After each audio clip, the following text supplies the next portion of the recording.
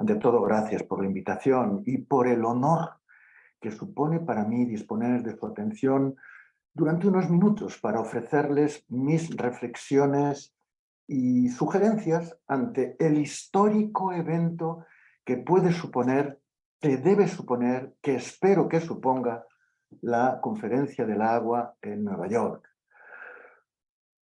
Puesto que se trata de preparar dicha conferencia, de entrada, pues me congratulo, saludo y agradezco la participación del señor Henko Dink, como me alegró enormemente su participación en el Foro Social del Agua que celebramos en Bruselas hace unos meses, junto a los representantes también de Tayikistán. Es la primera vez desde hace casi medio siglo que Naciones Unidas nos convoca un evento mundial para reflexionar sobre la crisis global del agua, yo suelo decir en el planeta agua, el planeta azul. Ante una perspectiva además de cambio climático, como ya se ha señalado, perfila sus mayores impactos sociales e incluso económicos en torno a riesgos sin precedentes relacionados con el agua. De hecho, ante la debilidad institucional de Naciones Unidas en este frente de la gestión de aguas, cuya trascendencia, insisto, se dispara con el cambio climático, ha sido el sector privado quien ha ocupado, de hecho, el espacio de Naciones Unidas. Y conste que con esto no hago una crítica, sino que hago una constatación. Imaginen que no existiera la Organización Mundial de la Salud y que quien nos convocara periódicamente a debatir sobre la salud mundial fuera el lobby farmacéutico. Pero que con la pandemia de la COVID, Naciones Unidas finalmente convocara una conferencia mundial. ¿Imaginan la expectación que suscitaría el evento? Pues bien, en el frente de la gestión de aguas estamos ante un evento de análoga trascendencia. Por ello, queridos amigos y amigas, vengo animando a los pueblos indígenas, a las organizaciones comunitarias, a las redes de acueductos comunitarios, a las ONGs, a las plataformas interreligiosas, a los movimientos sociales, a los defensores de los ríos, de los derechos humanos y del medio ambiente, en suma, a los defensores y defensoras del agua, que a menudo son criminalizados y perseguidos por defender los derechos humanos al agua potable y al saneamiento, a participar en la conferencia de Nueva York. Les he venido insistiendo e insisto en que esta vez no es cuestión de organizar un foro alternativo. En la medida que nos convoca Naciones Unidas, esta vez debemos acudir todos y todas a la llamada para hacer de esa conferencia un gran espacio de encuentro de las Naciones Unidas con los defensores y defensoras del agua, en su condición de sujetos de estos derechos, y no simplemente como interesados en el agua, como right holders, y no simplemente como stakeholders. Es necesario, excelencias, priorizar un enfoque de derechos humanos sobre los grandes y poderosos intereses que se mueven en torno al agua, por legítimos y rentables que puedan ser. Pero conseguirlo, excelencias, amigos, amigas, conseguir priorizar los derechos humanos sobre los intereses económicos de los más poderosos no dependerá solo de la participación masiva y activa de los defensores y defensoras del agua como right holders, sino que dependerá en gran medida de ustedes, representantes de los gobiernos. Miren, aunque Naciones Unidas nació bajo esa maravillosa expresión de nosotros, los pueblos, sabemos que son los gobiernos quienes, en nombre de esos pueblos, legítimamente vertebran y forman estas Naciones Unidas que tenemos.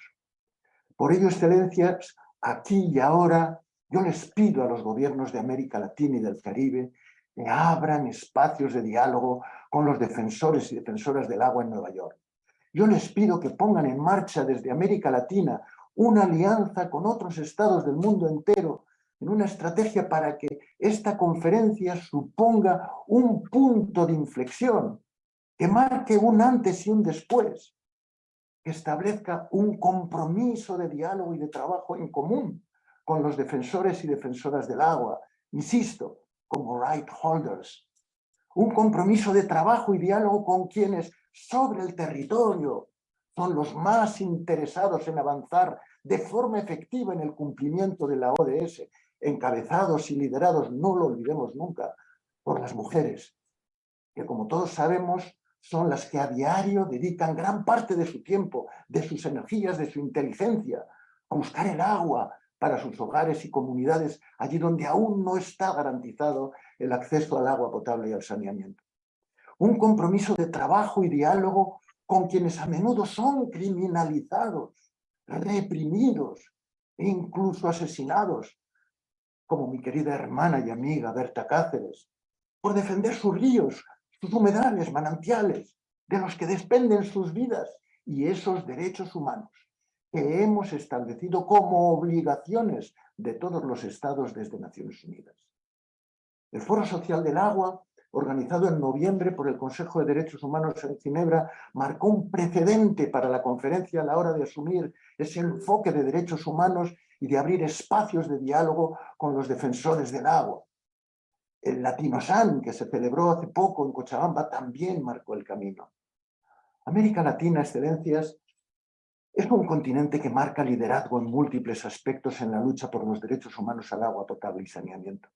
Muchos de sus países han respondido a la llamada de Naciones Unidas y han incluido estos derechos humanos en sus constituciones. Han sido capaces de promover el Acuerdo de Escazú, que es referencial a nivel mundial en la gestión participativa, de la gestión ambiental y en particular de los ecosistemas acuáticos. Han sido capaces de crear la Corte Interamericana de Derechos Humanos, muchas de cuyas sentencias se refieren a la gestión de aguas. La propia CEPAL representa un esfuerzo y un compromiso por vincular desarrollo económico a los desafíos vigentes de sostenibilidad y de respeto a los derechos humanos.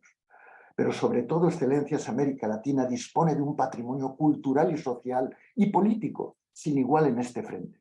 La vitalidad y la organización de los pueblos indígenas, con sus cosmovisiones de respeto sagrado y conservación de manantiales, ríos, lagos y humedales, que entra en plena sintonía con el paradigma, moderno paradigma de sostenibilidad, de gestión integrada y de gobernanza democrática del agua, eso que necesitamos desarrollar en todo el mundo y que yo como relator defiendo. La impresionante red de acueductos comunitarios que mantiene viva la gestión comunitaria en la gestión del agua para unos 100 millones de personas gravemente empobrecidas en zonas rurales de América Latina donde los estados tienen graves dificultades siquiera para llegar. La existencia de organizaciones sociales continentales como la Red Vida, coordinando esfuerzos y luchas de los defensores y defensoras del agua y de los ríos, y tantos otros movimientos sociales e instituciones son y deben ser considerados los grandes aliados de los gobiernos que quieran cumplir las obligaciones de Naciones Unidas que Naciones Unidas nos hemos comprometido, nos ha marcado en lo que se refiere a los derechos humanos al agua potable y al saneamiento. Excelencias, son muchos los problemas y los desafíos, pero como dije hace poco en Latinosan, en Cochabamba, las fuerzas, las energías, la ilusión, unidas a la necesidad, sin duda, generan una fuerza social impresionante. Ahí tenemos el desafío de elaborar leyes de aguas y normativas de gestión que permitan aterrizar los reconocimientos constitucionales de los derechos humanos al agua potable y al saneamiento. Ahí está el desafío de cumplir íntegramente la Carta de Naciones Unidas sobre los pueblos indígenas. Ahí está el desafío de desarrollar e incluso legislar la estrategia de partenariado público-comunitario que promueve la red de acueductos comunitarios desde Colombia. Ahí está el desafío de preservar la Amazonía frente a la depredación de la codicia de poderosos intereses. Ahí está el desafío de acabar con el envenenamiento por metales pesados, metaloides y otros tóxicos que sufren decenas e incluso cientos de millones de personas, principalmente indígenas y campesinos, derivada de la contaminación minera, petrolera y de los agrotóxicos por agronegocios y procesos de acaparamientos de tierras.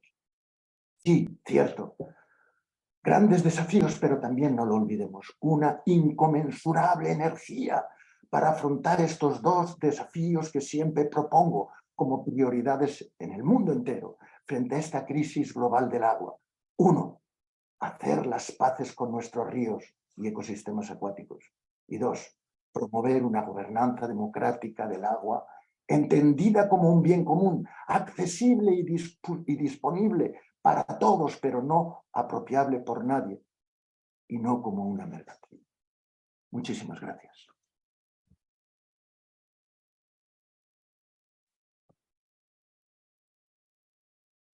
Muchas gracias.